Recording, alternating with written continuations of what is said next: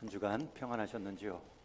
오늘 이 아침에 또 건강한 모습으로 배웠으니 몸은 평안하신데 또 한 주간 마음도 평안하셨는지요?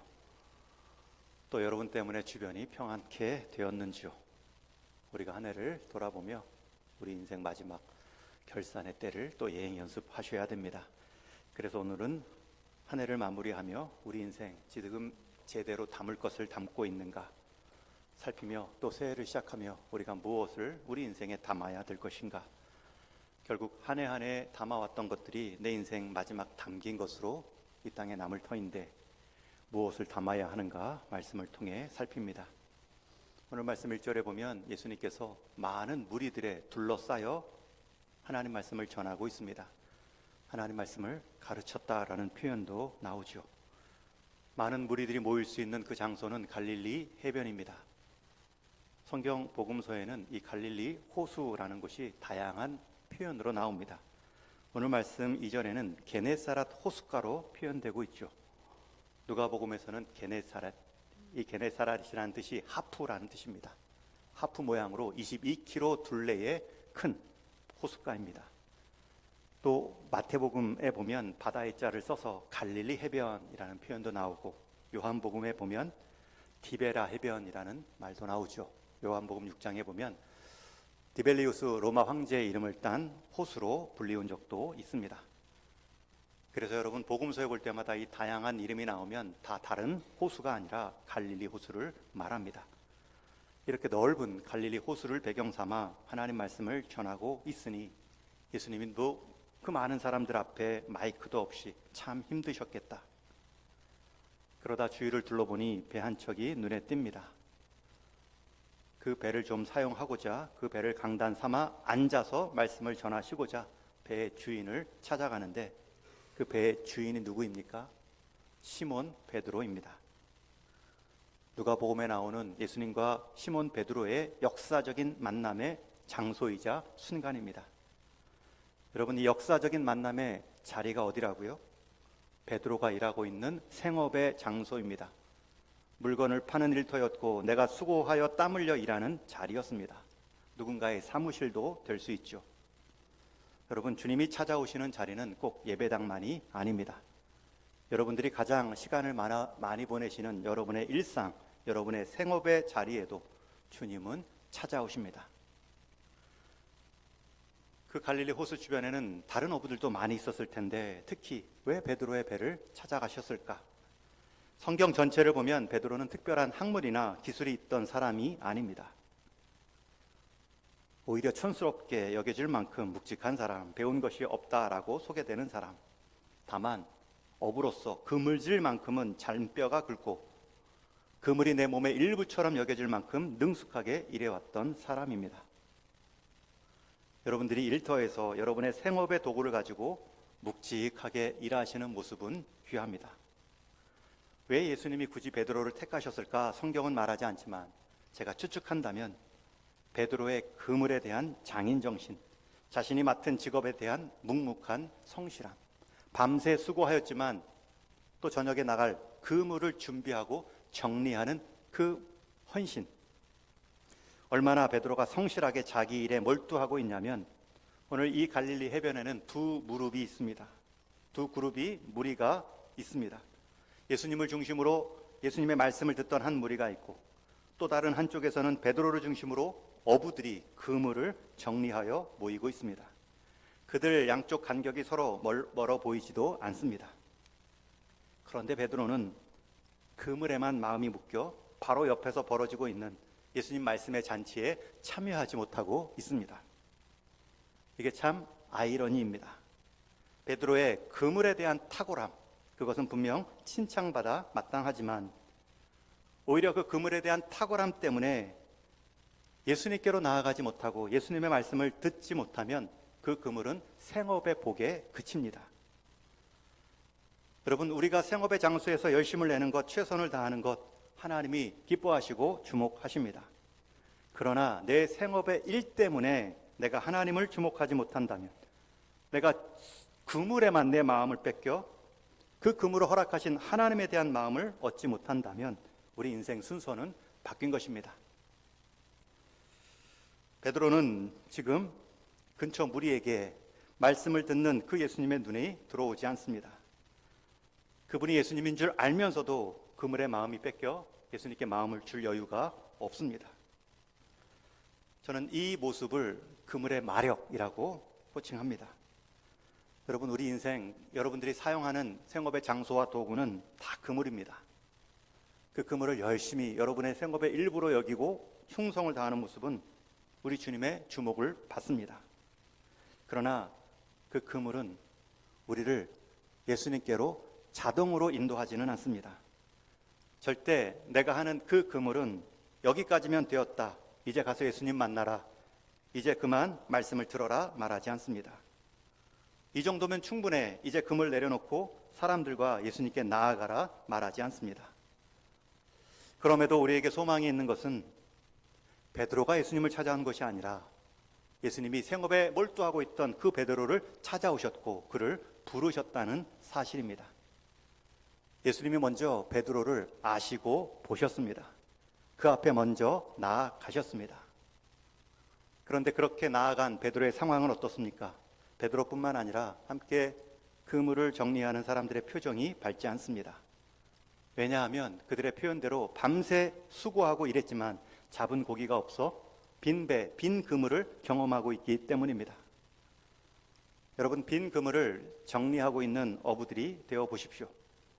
아마도 그들은 엉킨 그물을 정리하는 것이 아니라 수고했는데도 얻은 것이 없다는 자기 마음을 풀고 있었을 것입니다.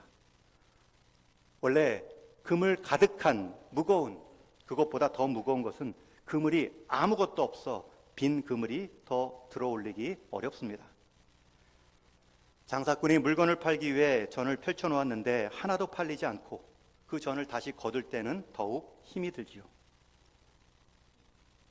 가끔 동묘에, 옛날 황옥동 벼룩시장, 청계천을 지날 때 가끔 지날 때가 있습니다. 그런데 그 가게의 디스플레이, 그 중고 물건을 하나하나 매일같이 가판대에, 때로는 노상에 하나하나 정성껏 진열하고 치우는 일들을 볼 때가 있습니다. 여러분, 진열할 때 아침에 하나하나 물건을 깔아놓을 때는 그날에 대한 소망이 있어 힘든 줄 모릅니다. 그런데 오후 늦게 이제 다시 정리할 때, 철수할 때 분명히 몇 개는 팔렸겠죠. 양은 줄었지만 정리하는 손길은 더 무겁게 느껴집니다. 지금 베드로와 그의 동료들이 이런 빈 그물을 경험하고 있습니다. 그런 상황에서 예수님이 찾아와서 내 배 좀 쓰자 말씀하고 계십니다. 대개는 그런 상황이라면 배를 빌려줄 어부가 없습니다. 아니, 그런 어부를 본 사람에게 배를 쓰자고 할 사람도 없겠죠.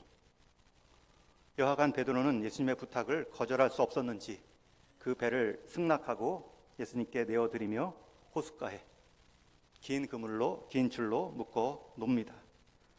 베드로 입장에서는 일단 배를 내어드렸으니 그물은 다 씻었고 그렇다고 돌아갈 수도 없어 그 배 앞에서 예수님의 말씀을 듣기 시작합니다. 마치 오늘날로 치면 강대상 바로 앞에 예수님의 말씀을 듣는 모습입니다. 여러분, 이것이 중요합니다. 후에 이 베드로의 예수님 말씀 들음이 어떤 열매로 돌아왔는지는 우리가 잘 압니다. 1시간, 2시간, 몇 시간이 지났는지 모르지만 예수님의 설교는 끝이 났고 가르침은 끝이 납니다.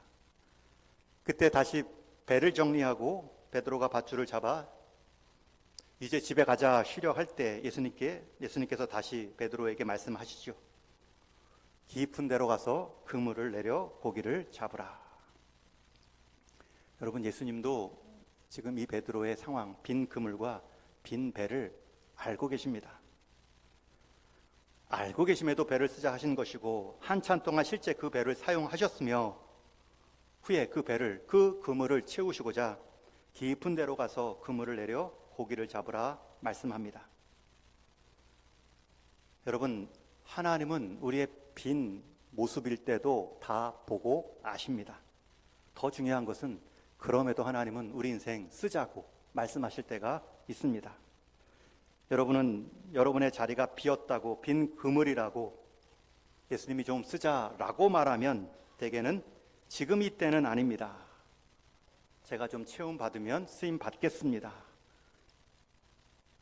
지금 이때는 아닙니다. 아이가 너무 어립니다. 지금 이때는 아닙니다. 제 직업이 안정되지 않습니다. 라고 말하고 싶을 때가 많습니다. 교회에서도 연말만 되면 많은 봉사자들이 올해까지입니다. 부서장님들이, 교사 선생님들이 제가 좀 지쳤습니다. 비워졌습니다. 다시 채움 받으면 쓰임 받겠습니다. 그러나 주님은 여러분의 빈 마음, 그 빈 상황을 아십니다. 그 상황에서도 내가 좀 쓰자, 배를 좀 때우라 말씀하실 수 있으십니다.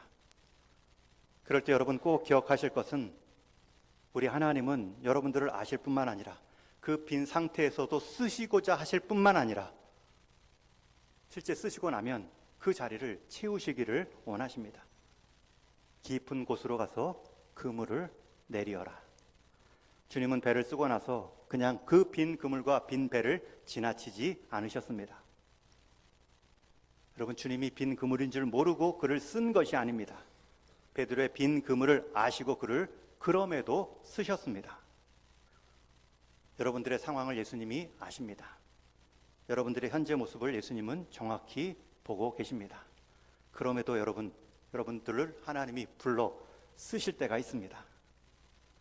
요한계시록 2장 말씀해 보면 초대교회 모습 중에 에베소 교회를 위로할 때 예수님께서 이런 표현을 쓰신 적이 있습니다. 우리 한번 같이 읽겠습니다. 요한계시록 2장 3절 말씀 시작. 또 내가 참고 내 이름을 위하여 견디고 게으르지 아니한 것을 아노라.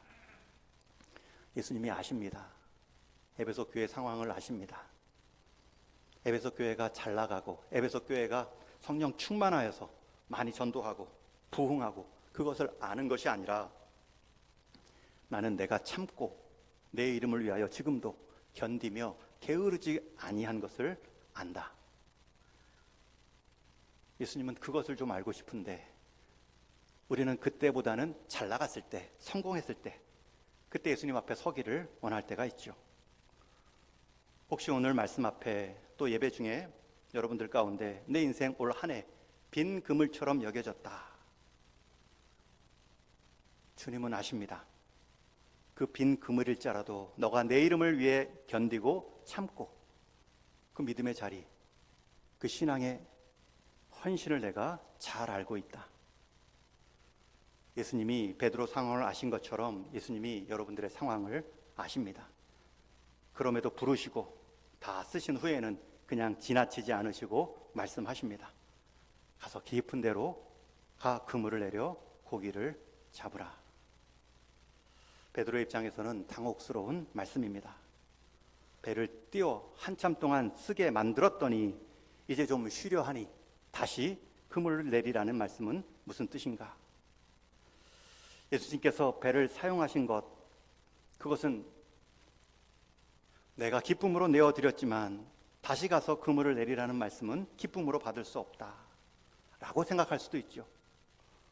밤잠 못 자고 일해서 피곤한데 밤새 그물을 내려 물고기가 없다는 것을 확인한 자리인데 예수님이 설교까지 하신 건 좋지만 왜 고기 잡는 일까지 간섭하시는 것인가? 어부는 내가 더 전문가가 아닌가? 라는 마음이 들 수도 있습니다. 그러나 중요한 것은 여러분 배를 내어드릴 때 그 아래에서 베드로는 예수님께 어쩔 수 없이 붙잡혀 예수님의 말씀을 들었습니다. 예수님의 말씀을 경험하고 예수님의 말씀을 섭취하죠. 그렇기 때문에 내 마음과 몸은 아니다라고 말하고 환경도 물때가 다 지나서 고기 잡을래야 잡을 수 없는 상황임에도 불구하고 이 베드로의 신앙 고백은 이어집니다. 5절 말씀 PPT에 없습니다. 여러분 성경에 5절 말씀은 크게 박스 치시고 밑줄 치시고 형광펜으로 그으시고 반복해서 읽으시고 암송하시기 바랍니다. 우리 5절 말씀을 성경 보시고 같이 읽습니다. 시작. 시몬이 대답하여 이르되 선생님 우리들이 밤이 새도록 수고하였으되 잡은 것이 없지만은 말씀에 의지하여 내가 그물을 내리리이다 하고. 분명히 베드로는 알고 있습니다. 밤이 새도록 수고했습니다 라는 말은 내 몸이 지금 피곤합니다. 잠은 못 잔 것 기본이고 밤새 일했습니다. 이게 내 몸의 상황입니다. 두 번째는 그 밤새 물때에도 그물을 내렸지만 잡은 것이 없습니다. 우리가 살다 보면 수고했는데 열매 얻을 없을 때도 있습니다. 그 수고의 열매가 늦게 결실할 때도 있습니다. 지금 베드로 입장에서는 몸은 피곤하고 지금 밖의 환경은 물때가 아닌 것을 경험적으로 밤새 일한 것을 통하여 증명된 자리입니다. 그럼에도 단 한 가지 순종했던 이유는 무엇입니까? 말씀에 의지하여 내가 그물을 내리리이다. 여러분, 그래서 평소에 계속 말씀을 들으셔야 됩니다. 베드로처럼 때로는 잡혀 있어서 말씀을 들더라도 목사님이 자꾸 성경 일독하라 하니 억지로 일독을 하고 성경 2년마다 한 번씩 필사하라니 필사할 때 여러분, 환경은 아니고 내 몸의 상태도 아니지만 그 들은 말씀이 결정적으로 내 인생 갈림길 가운데 내 인생의 빈 그물을 가득 찬 그물로 만들 수 있는 시작이 될 수 있습니다. 말씀이 없으면 말씀대로 의지할 순종도 없습니다. 여러분, 베드로의 이 고백은 주는 그리스도시요 살아계신 하나님의 아들이십니다 라는 고백만큼의 중요성이 있는 고백입니다. 이 고백은 베드로가 그저 무리 중에 한 사람으로 있었던 것이 아니라 베드로를 제외한 모든 무리들의 사람들은 말씀을 귀로만 들었지만 지금 베드로는 그 말씀에 의지하여 순종함으로 그 말씀의 능력을 온몸으로 경험한 유일한 인생입니다. 여러분, 말씀을 귀로 듣는 자도 복되지만 그 말씀을 온몸으로 경험하는 사람은 더욱 복되지요. 그 시작이 무엇입니까? 말씀에 의지하여 의지할 말씀을 많이 쌓아두는 것입니다. 들으셔야 됩니다. 말씀의 홍수라고 하지만 말씀을 듣지 않는 시대가 너무나 많습니다. 말씀을 동영상으로 유튜브로 더 편하게 들을 수 있는 시대가 되었지만 더 강력한 다른 재미있는 유튜브 때문에 하나님 말씀이 후순위로 밀리는 시대가 되었죠.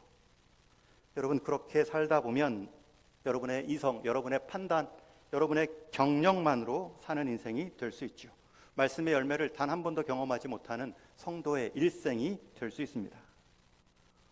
베드로는 자기 이성으로는 자기 경험으로는 놓였지만 들은 예수님의 말씀이 있어서 그 예수님의 말씀이 명하였으니 그 말씀에 의지하여 그물을 내리겠습니다. 자신의 판단보다 예수님의 말씀을 우선시했습니다. 여러분, 그 결과가 무엇입니까? 가득 찬 그물이죠. 여러분 인생 가운데 정말 말씀에 순종을 할 때는 성령 충만하여서 저절로 하나님 말씀이 들려지고 예배 생활 잘하고 있을 때가 아닙니다. 빈 그물일 때, 게다가 빈 배로, 게다가 더욱 내 몸과 내 환경은 노라고 말할 때, 그때 정말 말씀이 필요할 때이고 말씀에 순종해야 될 때입니다. 여러분, 올 한 해 분명히 빈 그물을 경험하셨을 것입니다. 빈 지갑일 수 있고 빈 마음일 수 있고 빈 열매일 수 있고 빈 관계일 수도 있습니다. 그럴 때 비어있을 때는 잘 채우셔야 됩니다. 비어있다고 함부로 아무거나 채워서는 안 됩니다.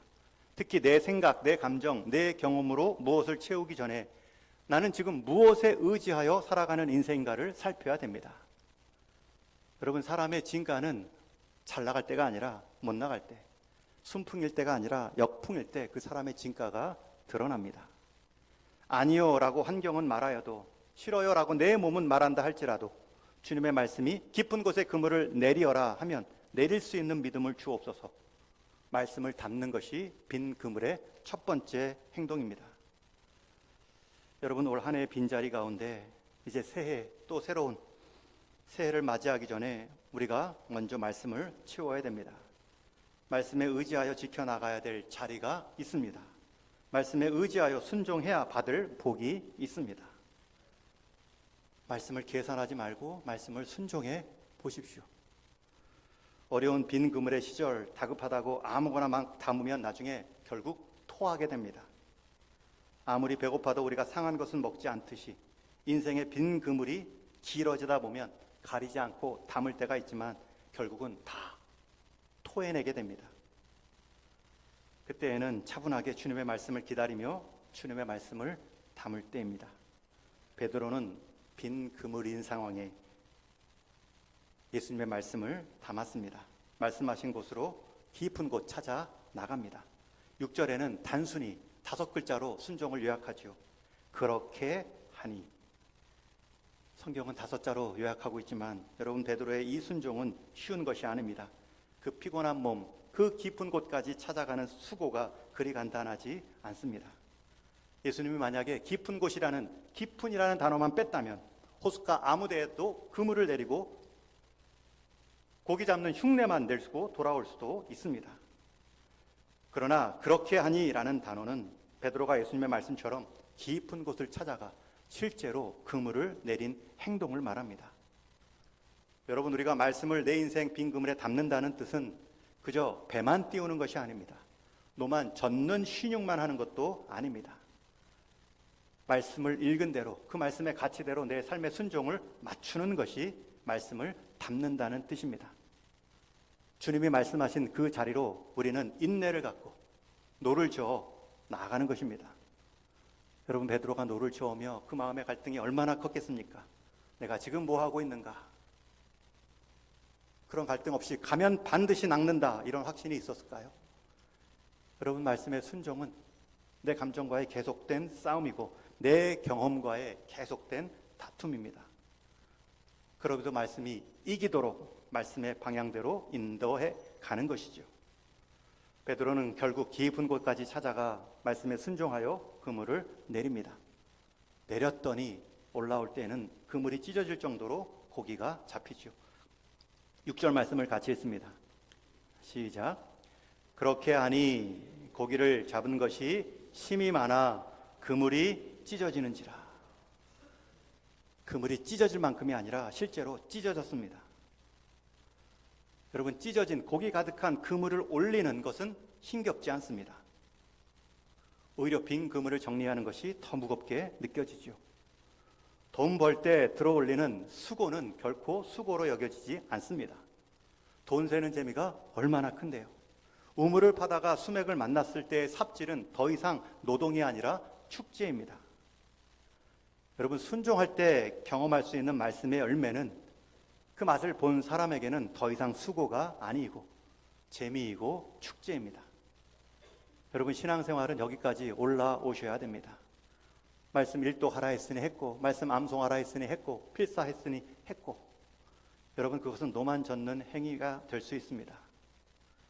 여러분의 빈 그물에 주님 말씀 담는 일의 결과는 여러분의 상상 이상입니다. 주님의 명령도 우리의 생각을 넘어선 명령이었지만 그것을 순종할 때 얻을 수 있는 열매도 우리의 생각을 넘습니다. 이것을 맛보셔야죠. 그런데 오늘 말씀은 또 여기서 끝나지 않습니다. 이제 베드로의 그물은 가득 찬 그물이 되었습니다. 그런데 오늘 말씀은 베드로의 인생이 말씀 순종하였더니 가득 찬 그물로 끝났다, 이렇게 끝나지 않죠. 여러분, 그 가득 찬 그물을 본 베드로의 다음 반응이 무엇일까요?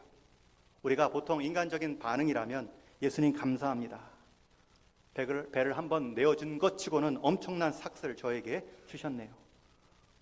예수님이야말로 진짜 인간 탐지기입니다. 저랑 동업하시죠. 이런 인간적인 생각의 대답을 예상할 수 있습니다. 그러나 베드로는 오히려 주여 나를 떠나소서, 나는 죄인이로소이다. 여러분, 이것은 우리가 인생 가득 찬 그물을 경험할 때의 모습이어야 합니다. 지금 베드로는 기적을 경험한 후에 예수님을 새롭게 만나고 있습니다. 그의 호칭부터 달라졌습니다. 앞에서는 선생님이여 불렀고 말씀에 의지하여 순종하겠습니다.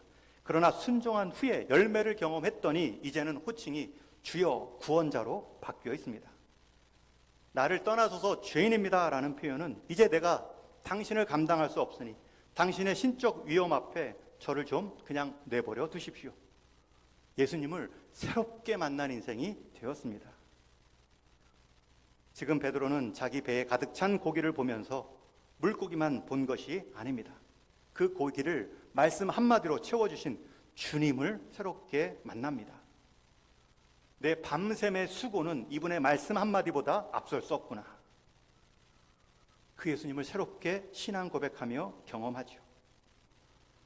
여러분, 이것이 우리 인생 마지막 담을 보물입니다. 새롭게 만난 주님 때문에 자기 자신에 대한 새로운 각성이 일어납니다. 여러분, 예수님 앞에 서면 여러분들은 계속 새로운 각성이 일어납니다. 예수님에 대한 새로운 신앙 고백이 계속 풍성해집니다. 이것이 진짜 우리 인생 그물에 담겨야 될 보물입니다. 내 인생 성공에, 내 인생 가득 찬 그물 고기에 우리가 시야가 가리울 수 있고 마음이 빼앗길 수 있죠. 다시 한번 강조합니다. 인생 빈 그물일 때는 하나님의 말씀을 담으셔야 됩니다.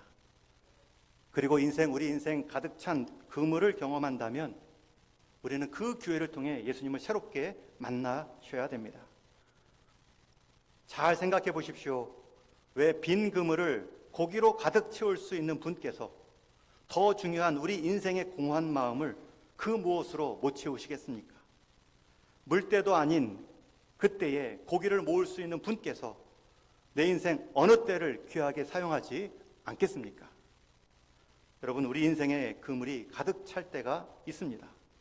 그때는 그물 안에 고기만 봐서는 안 됩니다. 내가 시험 잘 봐서 높아진 성적을 얻을 때도 있습니다.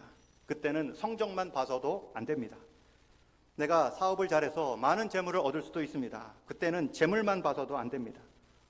내가 열심히 일하여 승진한 진급도 있을 수 있습니다. 그때는 올라간 직급만 봐서도 안 됩니다. 내 인생의 황금기라 말할 인생 가득 찬 고기들을 보고 내 시간과 사건의 새로움을 경험할 수 있지만 그물 안에 있는 그 시간의 새로운 사건들만 봐서도 안 됩니다. 그것으로 인해 그것을 허락하신 주님을 내가 새롭게 경험하고 있는가, 만나고 있는가, 내 신앙 고백도 깊어지고 있는가, 그것을 담으셔야 됩니다. 이제 베드로에게 있어서 더 이상 중요한 관심, 더 이상 두려움의 관심은 내 인생 빈 그물에 고기가 있냐 없냐가 아닙니다. 이제 그에게 정말 두려운 것은 내 앞에 그 말씀 한마디로 빈 그물을 찬 그물로 만들 수 있는 그분에 대한 새로운 믿음의 고백, 그것이 그의 인생 관심이 되었습니다.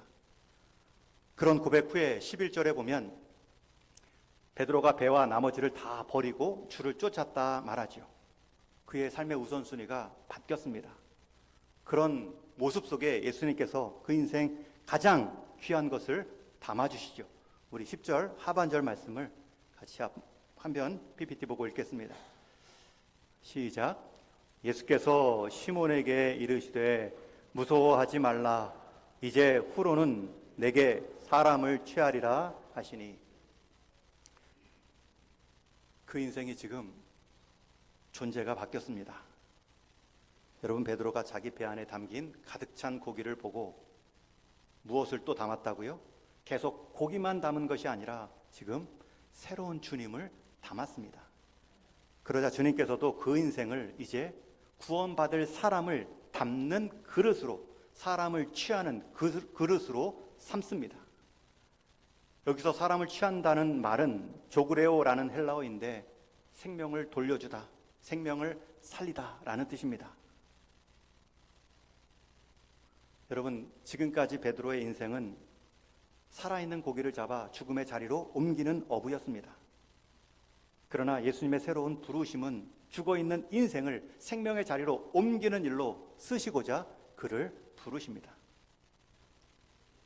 여러분, 결국 이 마지막 베드로의 모습이 우리 인생 마지막 하나님이 기뻐하시는, 하나님이 우리 인생 평가하시는 기준이 될 것입니다.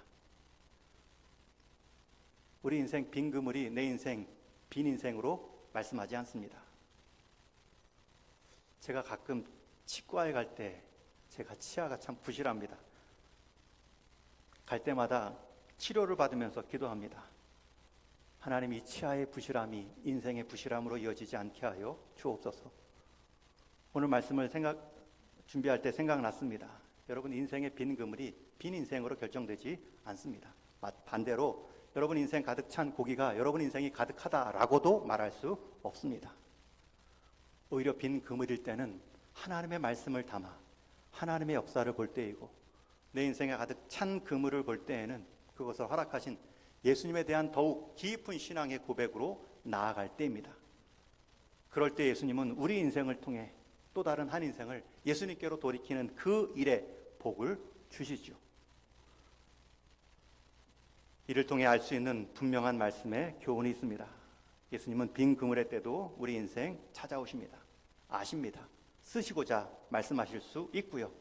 그리고 그 빈 그물을 채우시기를 원하십니다. 오히려 고기보다도 예수님께서는 베드로를 잡기 위해 깊은 곳으로 가라 빈 그물을 내려 명령하셨죠. 일전에 다큐멘터리를 통해 본 한 장면이 있습니다. 한 북쪽 가까운 바닷가 해변에 그물이 온 몸에 잠긴 물개를 보았습니다. 그물이 낚싯줄이 온 몸에 감겨 있어서 막 살점이 나오고 더 칭칭 시간이 갈수록 조여옵니다. 그것을 본 환경운동가들이 풀어주려고 잡아 쫓아갑니다. 그러나 물개는 자기를 잡으러 오는 줄 알고 그 짧은 다리로 죽기 살기로 도망칩니다. 여러분, 목줄 감긴 물개는 잡혀야 삽니다. 도망갈수록 죽습니다. 여러분, 우리 인생 하나님께 잡혀야 삽니다. 이전에는 그물 안에 물고기를 잡는 베드로가 이제는 예수님께 잡혀 복음으로 사람을 잡는 인생이 되었습니다. 오히려 고기보다도 예수님께서는 베드로를 잡기 위해 빈 그물도 허락하시고 찬 그물도 허락하십니다. 예수님께 붙잡힌 인생이 얼마나 감격스럽고 멋지겠습니까? 여러분, 우리 인생은 내가 남긴 것으로 평가하지 않고 내가 남긴 것을 통해 하나님의 사람을 남긴 것으로 평가받을 것입니다. 오늘 본문은 말씀에 순종했더니 고기 많이 잡았다, 인생 만선이 되었다라는 결론이 아닙니다. 하나님 말씀 들었더니 성공했다, 집 샀다, 취업했다, 결혼했다, 그 정도로 말씀은 끝나지 않습니다. 혹 상황은 말씀의 순종으로 그렇게 된다 할지라도 우리는 더욱 찬 그물을 경험할 때마다 예수님께 붙잡힌 바 된 인생이 되려는 간절함을 가지셔야 됩니다. 역시 하나님이셨군요. 역시 그런 뜻이 있으셨군요. 우리 주님과 더욱 밀접하여 살고 싶은 열심, 간절함으로 살아가는 것이 우리 인생의 마지막 장면입니다. 베드로가 예수님께 더욱 가까이 갈 수 있었던 환경은 그의 빈 그물 상황입니다. 여러분, 인생의 빈 그물을 반드시 찾아옵니다. 그때는 아무거나 담지 마시고 말씀을 담으실 때입니다. 그래야 갈림길에 설 때 그 말씀에 의지하여 순종할 힘을 얻습니다. 지난 한 주 동안, 올 한 해 동안 빈 그물을 경험하셨는지요? 오히려 말씀을 채우면 남는 인생 될 수 있습니다. 주님은 그 상황도 아시고 찾아오시며 말씀해 주십니다. 그 말씀을 담으실 때입니다. 지금도 많은 인생들이 세상 넓은 바다로 출항하며 내 인생 고기로 가득 찼다, 만선했다, 기뻐했지만 그 인생이 남긴 것, 세상이 자랑하는 세상 고기밖에 없다면 결코 성공한 인생이라 부를 수 없습니다. 그러나 우리 인생 때로는 세상 물고기는 없다 할지라도, 빈 그물이 반복해서 찾아온다 할지라도 그때일수록 말씀을 담고 예수님께 더욱 붙잡힌 바 된 삶이 되어 간다면 그 인생은 나와 함께 내 주변의 배도 채울 수 있는 복된 인생임을 증명하며 사는 삶입니다. 말씀을 정리합니다. 여러분, 우리 인생 빈 그물을 경험할 때마다 그 그물에 채울 것은 고기가 아니라 말씀이고, 내 인생 만선이 되어 가득 찬 그물을 경험할 때마다 그것을 통해 더욱 그리스도를 담아내는 저와 여러분 되기를 축원합니다. 이 체험이 우리 삶에 가득하여 진정한 그리스도로 내 인생 만선했다 외칠 수 있는 복된 동인교회 되기를 주님의 이름으로 축원합니다.